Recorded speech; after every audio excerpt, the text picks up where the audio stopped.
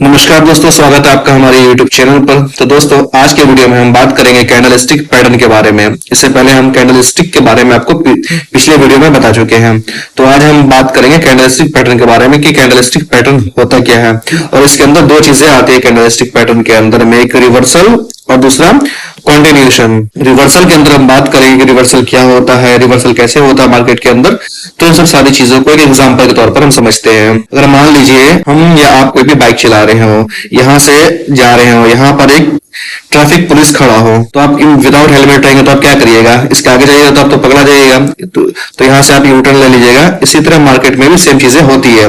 Reversal candle कहाँ होता है, अगर मान लीजिए कोई मार्केट नीचे की ओर आ रही है और यहाँ पर एक इस तरह का कैंडल फॉर्म होता है, तो यहाँ से मार्केट ऊपर की ओर रिवर्स कर जाता है।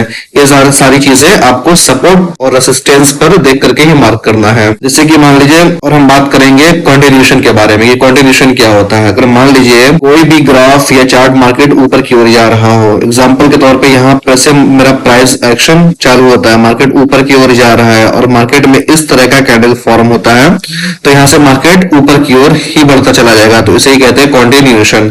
और मार्केट के अंदर में होता है single candlestick pattern, double candlestick pattern and triple candlestick pattern. Single candlestick pattern, single candlestick pattern, single candlestick pattern के अंदर में हैमर होता है, डोजी होता है, स्प्रिंग टॉप होता है और मारुगुजू होता है। ये सारे नाम को देखकर आपको घबराना नहीं है। सारे नाम जो है वो जापानीज है, क्योंकि जापान में सारी चीजें यूजुअली यूज होती है। जैसे मान लीजिए हैमर, चलिए हम हैमर की बातें करते हैं। इस तरह से भी हैमर फॉर्म होता है, इस तरह से भी हैमर बनता है और इस तरह से भी हैमर बनता है।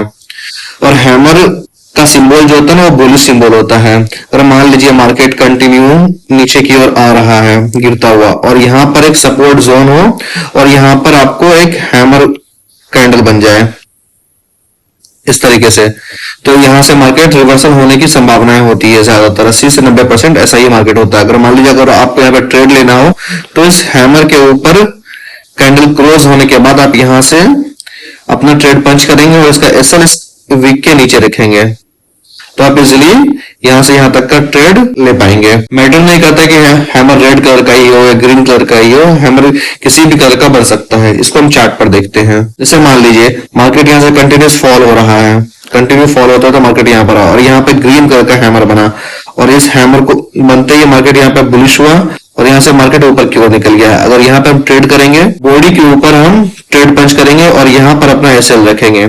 और वैसे ही अगर रेड हैमर की बात करें तो मार्केट यहाँ से कंटिन्यूस फॉल हो रही है और यहाँ पर आप देख रहे होंगे रेड कलर का हैमर फॉर्म हुआ है और मार्केट यहाँ से भी रिवर्स हो गया है, इसे हैमर कहते हैं। और बात करें इन्वर्टेड हैमर की, तो सेम हैमर की तरह ही होता है इन्वर्टेड हैमर भी, और ये भी एक बुलिश पैटर्न ही होता है। अगर मान लीजिए मार्केट कंटिन्यूस नीचे फॉल हो रहा है और यहाँ पर देखिएगा आप इन्वर्टेड हैमर बना, और इसमें इस वीक के ऊपर आप ट्रेड पंच करिएगा और इसका एसएल जो होगा इसके बॉडी के नीचे होगा और आपको इजिली 1:2 1:3 का रेशियो मिल जाएगा। अगर हम बात करें हैंगिंग मैन के बारे में, तो हैंगिंग मैन मान लीजिए हैमर की तरह ही बनता है, लेकिन इसका जो बॉडी होता है वो रेड कलर का होता है। अगर मान लीजिए फॉर एग्जाम्पल के तौर पे हैंगिंग मैन इसे कहते हैं, और कोई भी इंसान को फांसी की सजा होती है, तो ये एक इंसान हो गया, तो ये इंसान का बॉडी हो गया। तो मान लीजिए गर्दन में फांसी लगाएगा तो इस तरह लटकेगा, जो बॉडी का पार्ट होगा वो तो नीचे ही हो जाएगा इंसान का, तो उसी तरह ये बन गया।